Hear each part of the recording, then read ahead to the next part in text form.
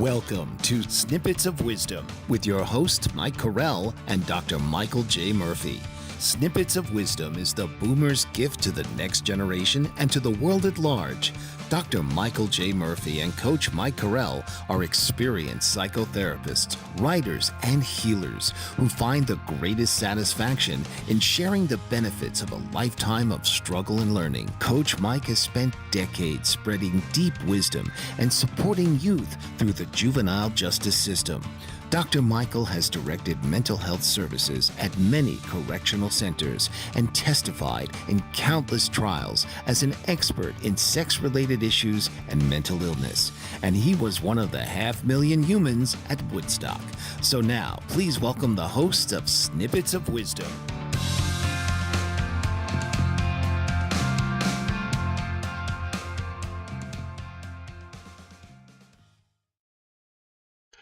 Welcome, everyone, to another enlightening episode of Snippets of Wisdom.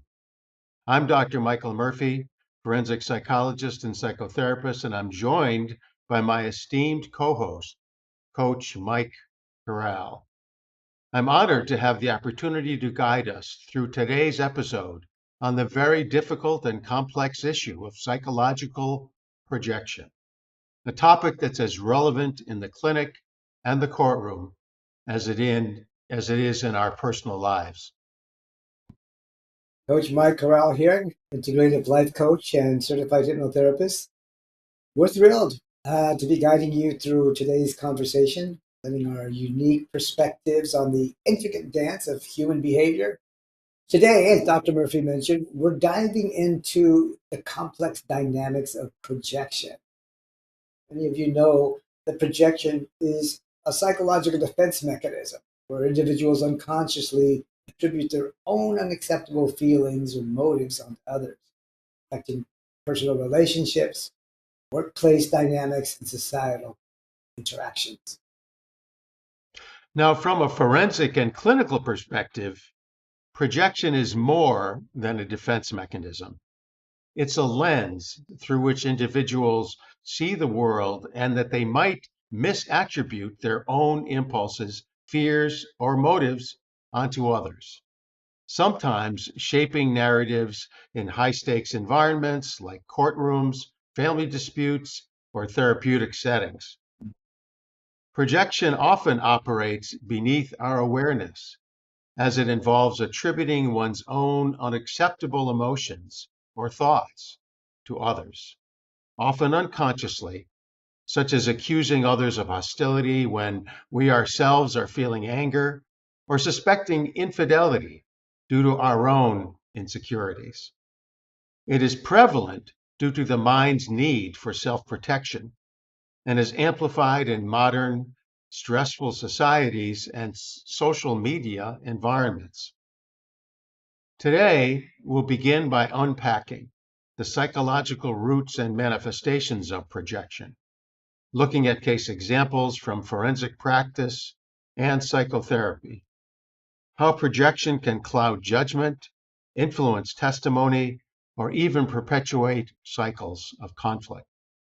We'll then unravel what projection means from a forensic and therapeutic lens, while Coach Mike examines how it shows up in coaching and daily interactions. We'll also discuss how understanding projection can lead to greater self-awareness, healthier relationships. I'll offer practical techniques that you can use to identify when projection is at play, bringing in tools from integrative coaching and hypnotherapy to help you shift patterns, increase self-awareness, and foster more authentic connections with others. To keep things going and keep things engaging, we'll pause for a commercial break every 15 minutes or so to give you time to reflect and reset. And we're glad you're here, whether it's to deepen your understanding or to find actionable solutions.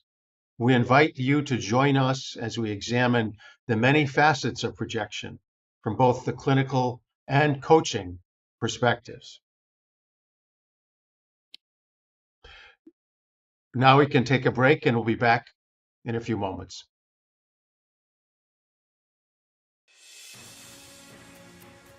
Mike Zorich, a three-time California state champion in Greco-Roman wrestling at 114 pounds. Mike, blind since birth, was born in Hartford, Connecticut. He was a six-time national placer, including 2 seconds, 2/3, and 2/4. He also won the Veterans Folk-Style Wrestling twice at 152 pounds. In all these tournaments, he was the only blind competitor.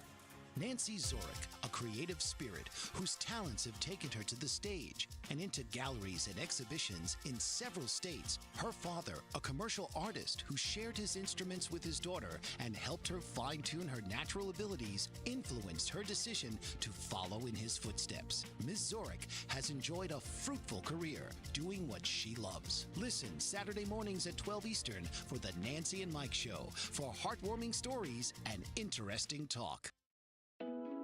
Are you struggling to care for elderly parents or a spouse? Do you wonder if being a caregiver is making you sick?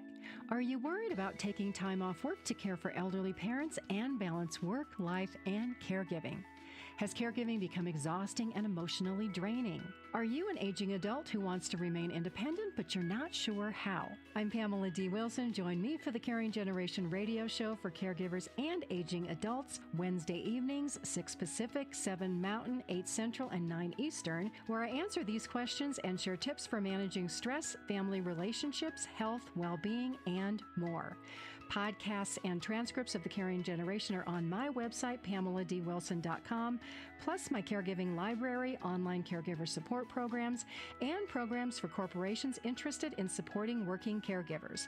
Help, hope, and support for caregivers is here on The Caring Generation and PamelaDWilson.com.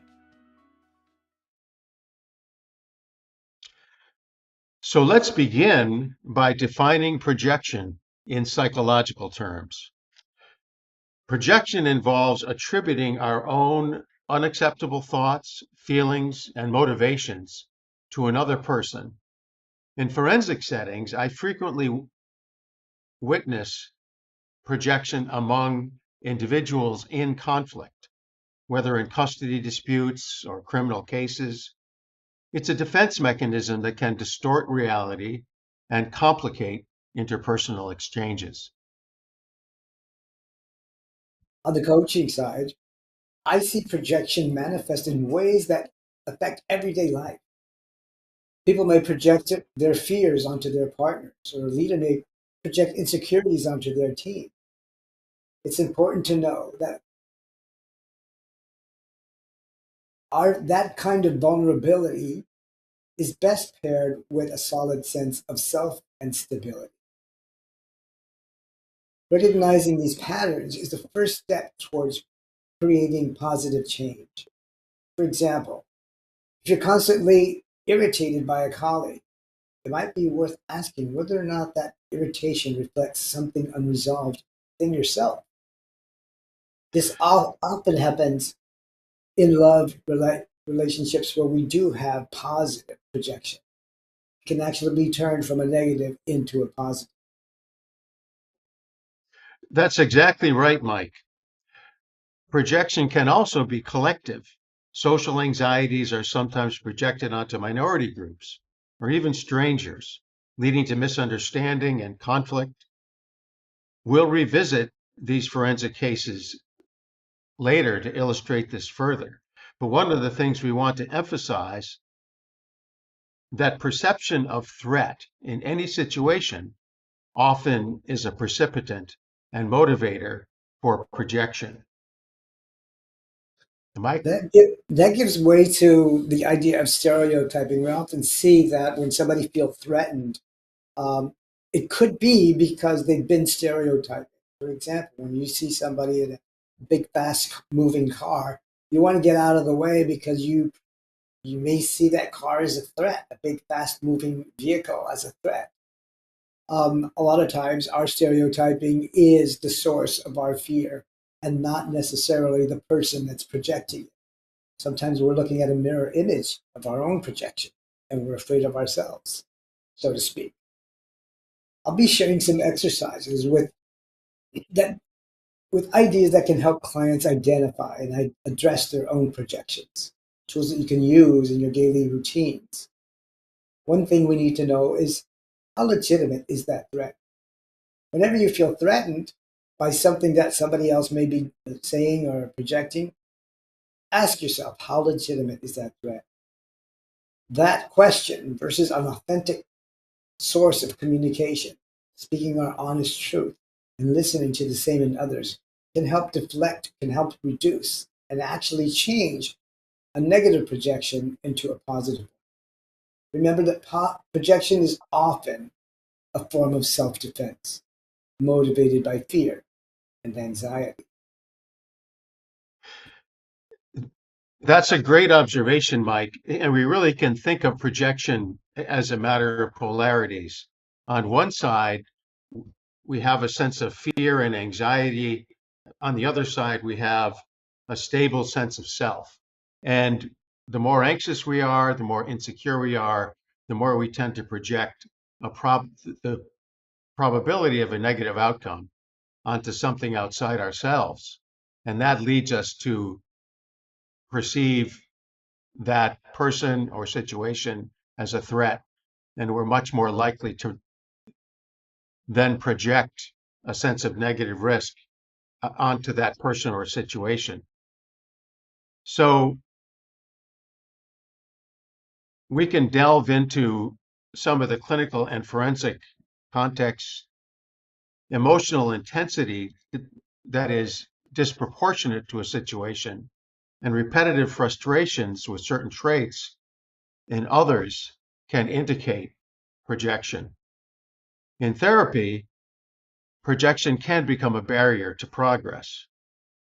Clients may perceive a therapist as judgmental when in fact those judgments originate from within themselves.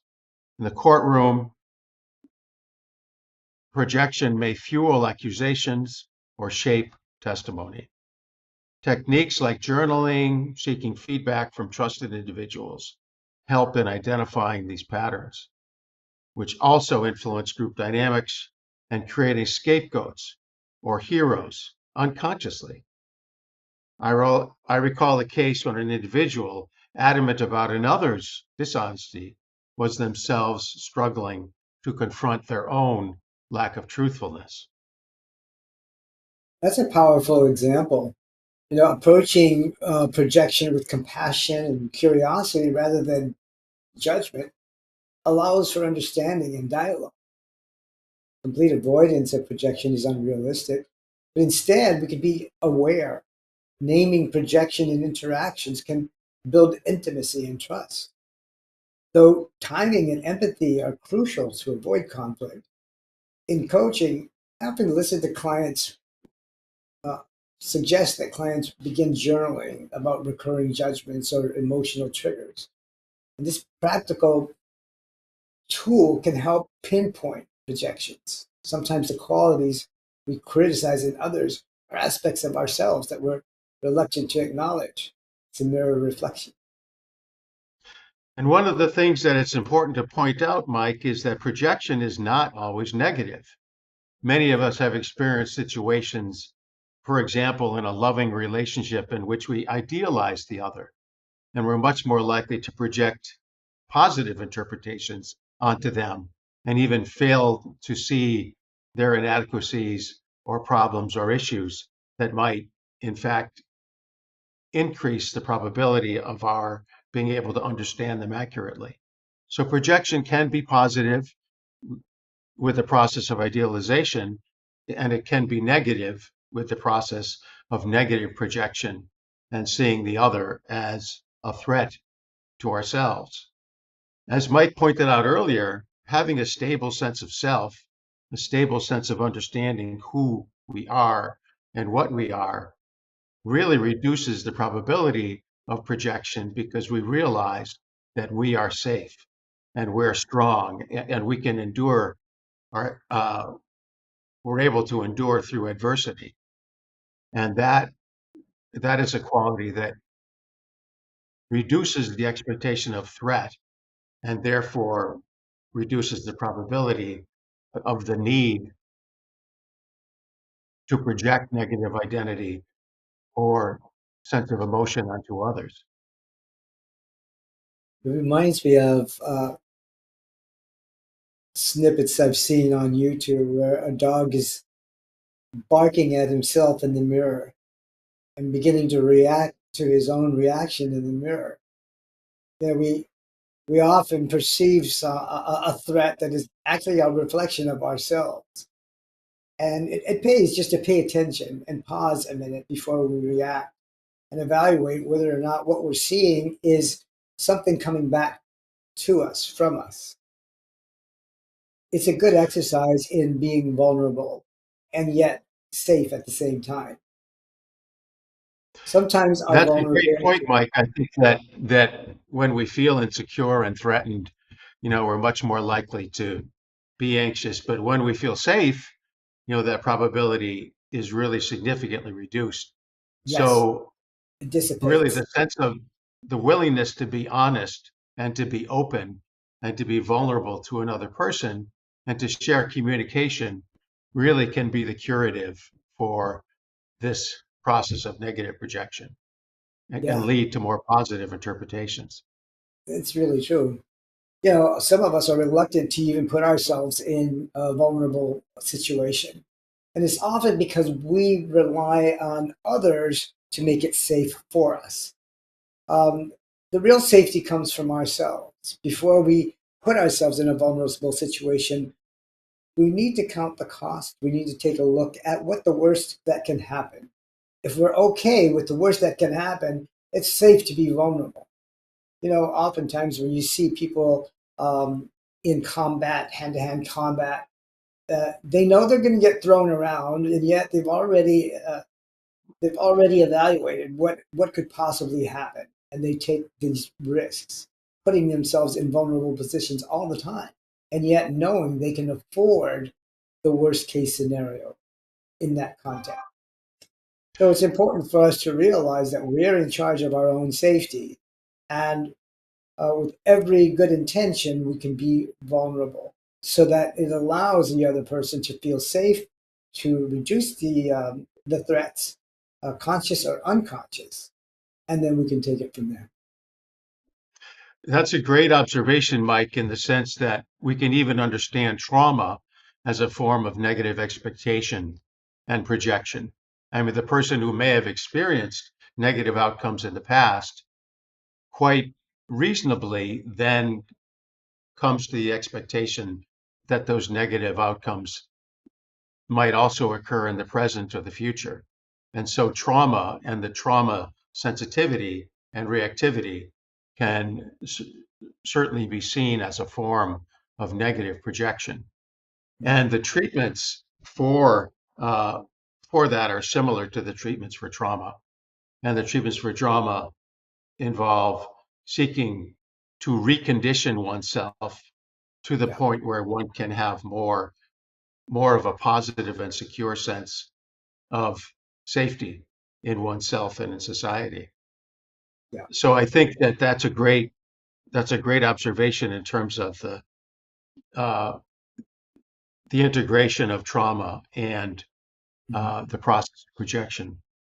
You know, with trauma, as you mentioned, it often is the source of triggers for a lot of us. You know, and if we could afford the opportunity to look at situations objectively, we can change the triggers to actually motivate us to respond instead of a knee-jerk reaction. Um, Triggers are known for causing a reaction in us, a defensive reaction. And for some people, especially in the military, a defensive action is an offensive action. The best offense, the best defense is a good offense in the military. But it often requires us to take a step back, notice uh, in what events the triggers present themselves, and prepare ourselves to respond instead of reacting to the trigger. And then let that trigger change to a motivation. You know, we don't have to be triggered. We can be motivated by remembering some of those traumatic events, by remembering the situation that we were in and taking charge of our response and what we're going to do. when we see that trigger or motivation. Right. So one of the most powerful antidotes to the negative aspects of projection is familiarity with the other or the perceived threat. So getting to know the other person, getting to know the other group that we may have seen as posing a potential threat oftentimes reduces the uh, sense of alarm or insecurity that then has the potential to contribute to projection. So, so closeness and communication is usually the antidote to negative projection. You know, when you say closeness and communication, that those two things are conducive to intimacy, as is vulnerability. When we're with somebody we love and we care about, we make sure that they feel safe in our presence.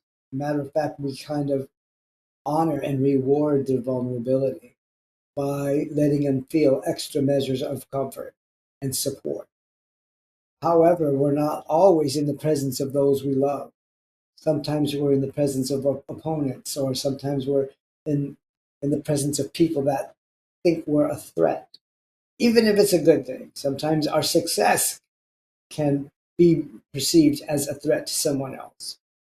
In such So that's cases, a really interesting observation, I think, Mike, if I could just interrupt for a second, in that ambiguity or vagueness, uncertainty with regard to the situation that we're in is something that really can contribute to an increased probability of negative projection. But mhm, once we become more familiar with that situation, we realize that in fact, the perception of threat is an illusion. And that is almost always the case. There are situations in which we see a threat and the threat is real, but those situations are relatively rare. You know, one yeah, of the circumstances that I think we experience um, with the ascension and the prevalence of media that we experience now is that threats are made known to us on a much more frequent fashion, right? yeah, We hear about things that are negative events that have occurred, even though they may be far away and pose no risk to us. yeah, But nonetheless, because we see them and we're aware of them, we tend to internalize that the yeah, world and our own circumstances are in fact much less safe than in yeah, fact they are. yeah, So once again, the familiarity with the other and getting to know the other and communication, further communication, increases the probability of warmth. And warmth is a sign of a positive interpretation with others. And so just behaving as a warm person oftentimes contributes to a reduced likelihood of the negative sorts of conditioning that contribute to yeah. negative projection. The idea that we're surrounded by this kind of social conditioning and negative information. We have billions of bits of information hitting us per second. And the unconscious mind can receive those, but the conscious mind only perceives a few per second. These are things that allow us to create a plan of action so that when we do notice the things that we do consciously become aware of, we can prepare for. We're not in charge of saving the world. We're in charge of taking care of ourselves, which is a lot more feasible. When you think about all the negative things that are happening, it's up to us to decide what are we going to do about it. We can put ourselves, at cause um, by deciding what we're going to do about it. We're going to talk some more about that as soon as we come back, but don't go away because this is getting deep. Master of words, powerful player. What life-changing words can Dr. Janet Smith Warfield pull out of her magical toolbox that just might mysteriously open a door you never knew was there? A door to free yourself from fear forever. Transform your rage into right action. Release your guilt. Position you into a life of freedom. purpose, passion, power, and peace, all quite suddenly, unexpectedly, and almost miraculously, with no effort on your part. Join Dr. Janet on Dancing with Words, Dancing with Wisdom, as she and her guests show you how words map our experiences, immersing you in a sound bath that relaxes your muscles, opens your mind, and supports you in co-creating your extraordinary life.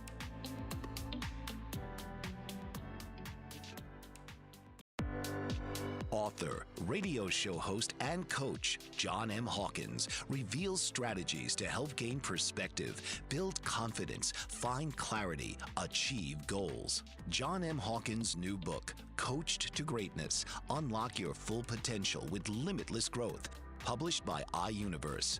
Hawkins reveals strategies to help readers accomplish more. He believes the book can coach them to greatness. Hawkins says that the best athletes get to the top of their sport with the help of coaches, mentors, and others. He shares guidance that helps readers reflect on what motivates them, rediscover and assess their core values, philosophies, and competencies, find settings that allow them to be the most productive, and track their progress towards accomplishing goals.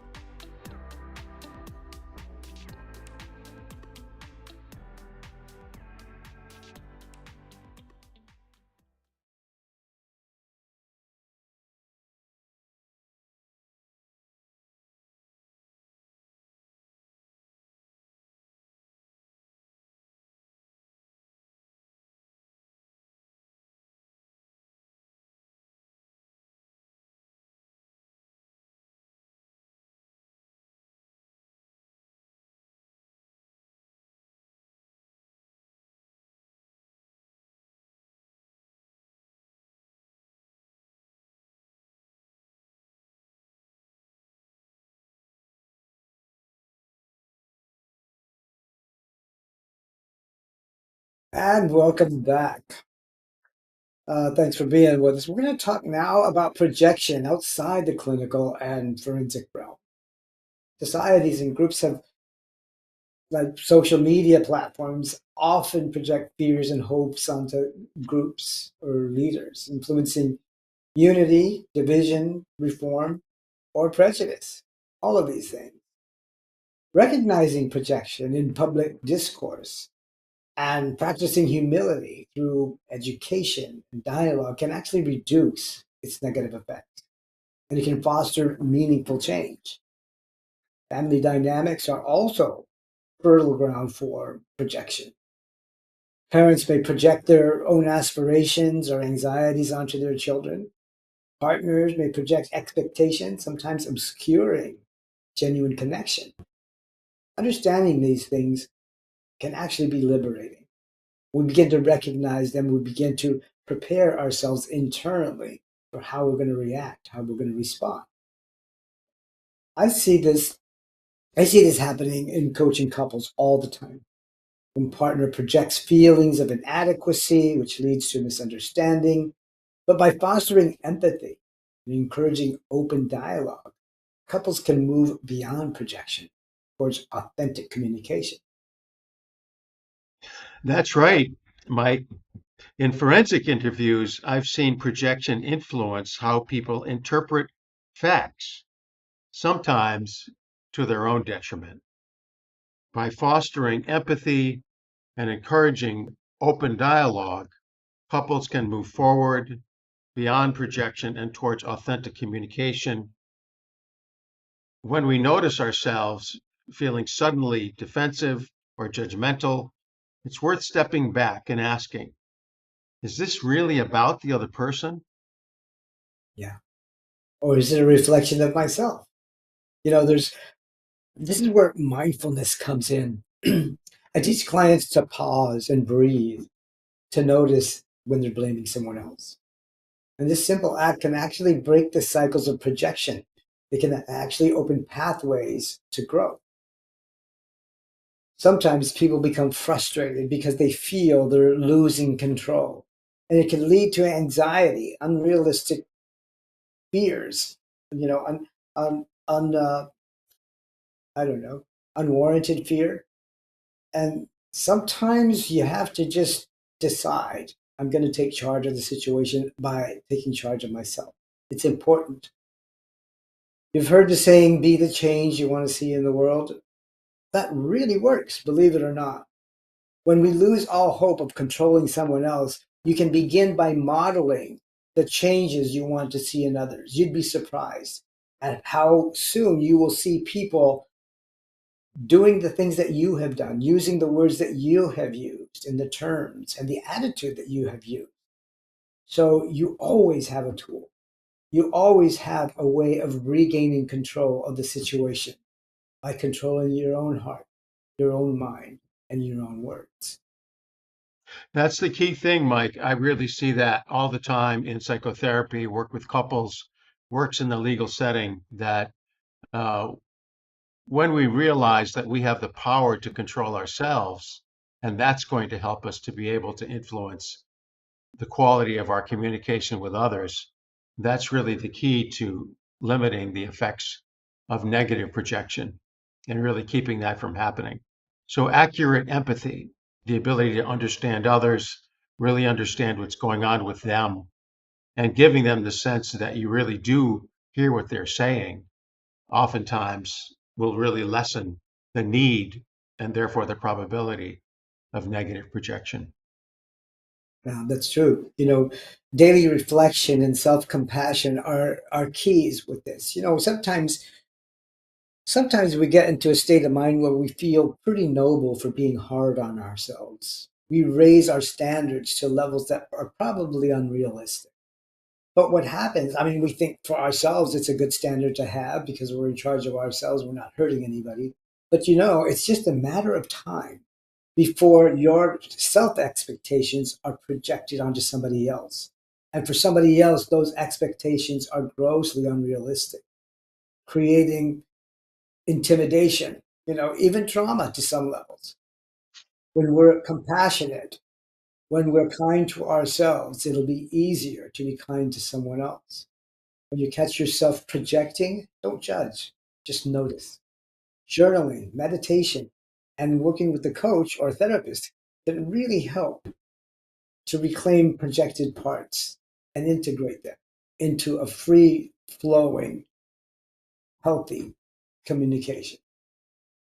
That's right, Mike. The problem is that projection is complex, but it also is a natural part of being human. It's a natural way that we deal with our insecurity and fear and stress.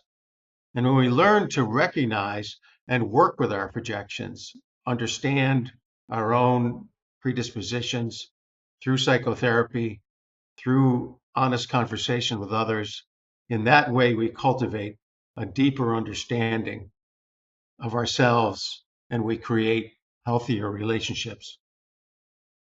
It's true. It helps to remember the golden rule. We take it for granted sometimes. We don't pay attention. Some of these old values, some of these old virtues uh, are in great demand nowadays. It's good to do unto others as you would have others do unto you. The golden rule. When you think about how you're affecting the world, think about what would you like to be happening to you? How would you like to be affected by the world, by individuals in the world? What if you were in charge of monitoring kindness throughout the world? It only takes one person at a time. The best person to take charge of is yourself. You have your own heart, you have your own mind, you have your own lips. Take charge of those and master those as if your life depended on it, as if your family's life depended on it. Because guess what? They do, and the world does too. That's a great observation, Mike, and I think your wisdom and care for your clients is really making a difference in the world. And that's what we all need to do in terms of making things better, with our families, our communities, our marriages. Um, so thank you for joining us for this extended exploration of the issue of projection. May your journey toward self-awareness be filled with wisdom and kindness, and we look forward to seeing you next time on Snippets of Wisdom. Before we actually go, Dr. Murphy, I think it's important to let people know the resources available. I know you have a good practice going, and people sometimes need to get a hold of a psychotherapist. Would you mind sharing your information with our audience so they could reach you if they need to? Sure. Something I like to share is I have a book on Amazon called Opioid Odyssey, which sort of tells you all that you would want to know about our opioid crisis and how to address it. And also, we also want to feel free to contact me on my website at psychologicalinvestigations.com. Good, good. Thank you very much for that. If you need to get a hold of me, a life coach, I am at olcp.life, Optimal Life Coaching and Practices. I am at Cape Cod, Massachusetts. I'm available for in-person sessions and virtual sessions as well. Don't be shy. Feel free to give me a call. I do offer free consultations to get to know what I do and to get an understanding of what you're dealing with. So please don't be shy. Thank you for tuning in. I appreciate all of you and invite your input. Thank you, Dr. Murphy, for doing this with me. Thank you, It's a Mike. It's been a great right? time. I look forward to seeing you again. Likewise. See you next week. This has been Snippets of Wisdom with hosts Mike Carell and Dr. Michael J. Murphy. Tune in and learn about the primary issues facing our society today and find the best chance of securing a stable and prosperous future. Snippets of Wisdom will enrich your life and the lives of all of your loved ones.